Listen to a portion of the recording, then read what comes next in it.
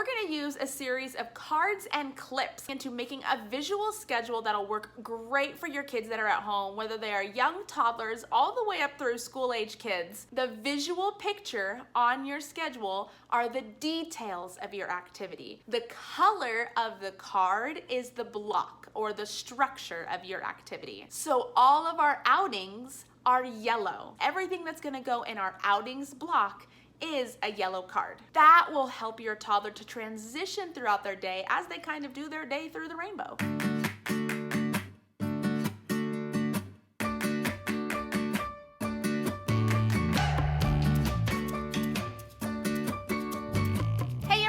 Welcome back to the Carnahan fam. We are so excited that you're here today because this is a vlog that I have been wanting to do for a very long time. My Christian boy is almost 2.5, and he is craving some visual structure these days. So today we're going to be diving into making a visual schedule that'll work great for your kids that are at home, whether they are young toddlers all the way up through school-age kids. I will throw up some of the printables that we are using for this visual schedule on our website at thecarnahanfam.com. So if you are looking for a little bit of a resource for that, you can definitely check it out there. And it's going to work seamlessly with our block schedule system. So if you haven't seen our video yet on the adult block schedules, I'll put that link above as well as in the description below, but you're definitely gonna wanna check that out because the block schedule system will seriously change the way you do your days. So we're gonna talk about what is a visual schedule, why we're using a visual schedule, and then how to get started doing that. So first off, starting with the what.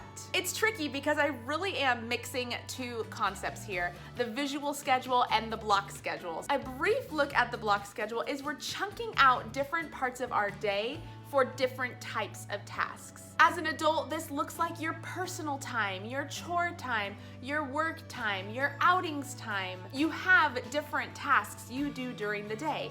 And guess what? So do kids. Kids have predictable activities they do every day too. So a visual schedule is essentially pictures or symbols to represent these activities that they're gonna be doing throughout the day and laying them out sequentially. It is well documented that children thrive on predictable, structured, and consistent routines. And not only that, but there are countless perks to offering a predictable schedule to your little one. Number one, it becomes a visual checklist for their day. First, I'll do this, and then I'll do this, and next I'll do this. This in turn greatly helps to improve behavior and attention in activities. It is also well known that toddlers tend to have difficulty making transitions. So by giving them a visual schedule where they can anticipate what's coming next and know that there is going to be a time that they're going to need to stop their activity, they will be able to more easily transition into that next activity. And as you develop this routine and increase your communication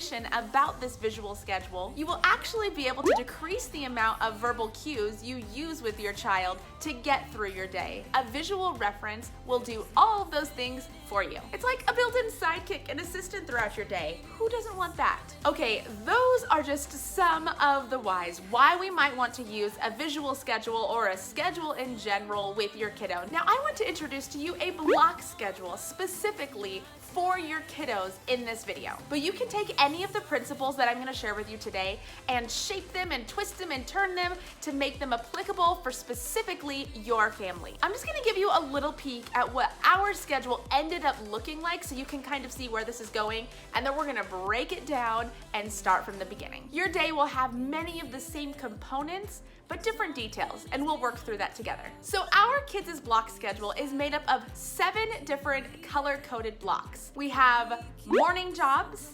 preschool, outings, midday jobs, independent play, family time, and night jobs. Make the schedule work for whatever you need it to be. All right, if you've seen my video on creating a block schedule for yourself and your family, then a lot of this is gonna sound very familiar, but it's just gonna look a little bit different because you're working with kids and not adults. But all of the principles are still the same. To put our kids' schedule together, we're gonna use that same analogy of a house. And at the base of every house that is well built is going to be a solid foundation, and the foundation foundation of your schedule are the non-negotiables. So the non-negotiables for most children are going to be their sleep times and their meal times. Now, if your child does not have a predictable sleep schedule, I would highly encourage you to set a bedtime and set a wake time for your children every single day. This will help immensely with getting your child onto a predictable routine, helping them to get the appropriate amount of sleep that their bodies need. Overall, I mean, I could talk about this for days. Help your kiddo get that. And so if they're not on a predictable sleep schedule yet,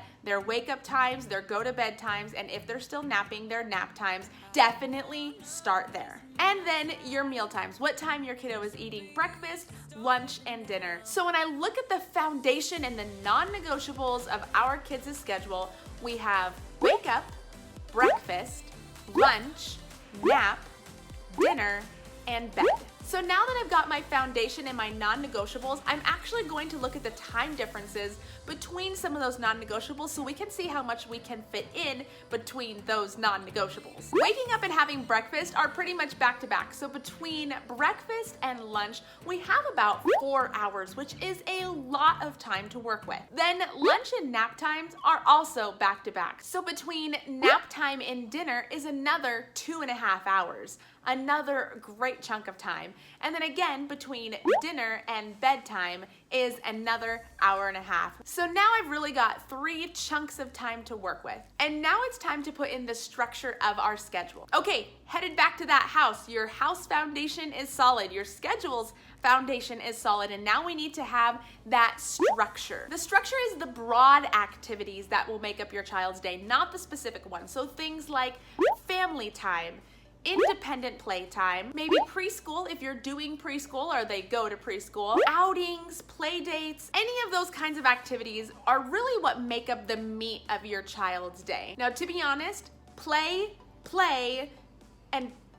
are some of the most important things in your child's day. So don't disregard that when making your child's schedule. If you're putting in play multiple times, that is not a bad thing. One of my favorite parenting phrases is play is the work of a child. So just remember that when you're building your schedule. It is developmentally appropriate for your young kid's day to be filled and filled some more with play. The way that works best for our family to integrate the activities and the structure into our kids' schedule is by putting a preschool block and an outings block in the morning before nap time. Then after a good lunch and a nice long nap, we went ahead and put an independent play block and a family time block in the evening. And that's what really makes up the structure of our kids' schedule. So now that you have your non-negotiables and your structure laid out, it's time to look at the attic of your house, which is the little details of your child's schedule.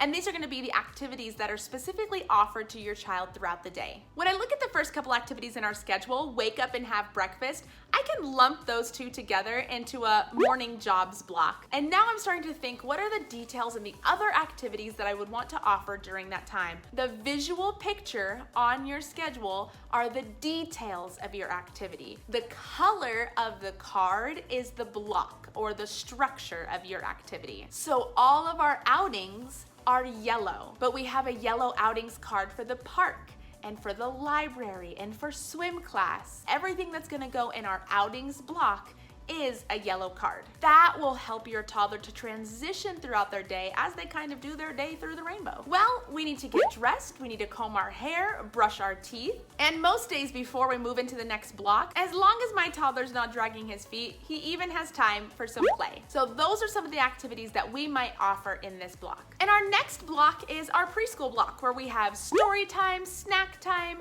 art, learning activities including ABCs, 1, 2, 3s, and everything in between. For outings, we go to gym class. Here soon they'll be starting swim class. We go to parks, libraries. That's when we also run our errands and make trips to the store. And once a week, we try to go to our local children's museum. So again, those are all the things that we might offer in our outings block. Then when we come home, we are ready for lunch and nap. Those are our midday jobs, and that's all we have time for. After that, the kids have an independent playtime block, which mostly consists of toy time, playing in the backyard, and if I choose to offer it that day, screen time. After that independent playtime, we move into a more guided family time. This is where we might go on a family walk, or I'll specifically get down and play with the kids, put my phone away and my other work away, and really spend time with the kids. This is where we get out board games and play games together. And this is actually also a great time for the kids to do some helping with me, maybe helping to cook dinner or helping to do some chores around the house. It's time that we're spending together. We also incorporate dinner into family time as well. After our family time block, we'll move into our evening jobs block, which is essentially our nighttime routine, including bath, jammies, lotion, songs, stories, prayer. Those are the things that are predictable for our kids in the evening jobs blocks, and that's what we're going to have on their schedule. Woo! Okay, so that's the structure and that's the gist. It sounds really a lot more complicated than it is. It's really not that complicated. The point is that we're putting certain activities into the appropriate categories so we can be more efficient with our time and thoughtful about our chunks of time, also elongating our children's stamina to be able to wait for certain activities or to participate in certain activities. It also helps to have a schedule to reference to let be the bad guy when it just doesn't quite fit into the schedule. Maybe you don't have time to go to the park today, or maybe it's not a day where you're offering screen time. Instead of saying, "Mom said no," you can simply say, "It looks like that's not quite what's on the schedule today. Let's find another time this week where we can do that." Now we're gonna put together our visual schedule. And for this, I went ahead and got 2 long boards to make our visual schedule so that we can have a before nap and an after nap. And that's just the way I wanted to organize it, because that's the way we kind of organize our day in our house anyway. And then we're gonna use a series of cards and clips on the board so that you can change the activities out day to day. Maybe the park one day and the library the next. So IKEA has a picture hanging cable system, and it comes with a ton of clips. So I went ahead and just pulled some of the clips off of Christian's cable picture hanging thing that we have holding his art for preschool and fastened those clips to our boards. For older kids, magnets or Velcro would even work great, but for the younger ones, I definitely would recommend something with a clip so that you and only you are changing that schedule. It's not helpful if it's in pieces on the ground. Our boards have 7 spots on each of them for an activity, making 14 total. Then I went ahead and made some cards that represented the details of the activities. So after I fastened those clips onto the board, printed out my cards, cut them out, and laminated them, went ahead and put a little hole punch at the top using a badge hole puncher so that they can fit into those clips really nicely. Now that's it. Now you've got the structure of your schedule all made up, and then just for your child, you have visual schedule cards that your child can look at throughout the day in order to make their day more predictable, more consistent, and better structured to be able to meet their daily needs. I am telling you, it'll help you so much, and it'll also help with that toddler behavior. Christian's almost 2.5, and he is so eager to know what comes next. In just a couple weeks, we'll be sharing a day in the life with our 2 toddlers. Well, you'll really get to see how this looks every day with our toddlers. So look forward to that, and if you have any other questions about really creating a well-balanced schedule for your toddler, drop them in the comments below. If there's something else you would like to see about our toddler's routine, drop it in the comments below, and we'll be sure to address that in our day in the life video coming up here soon too. So with that being said, we hope you guys have a fabulous rest of your day, and thank you so much for joining us. Until next time.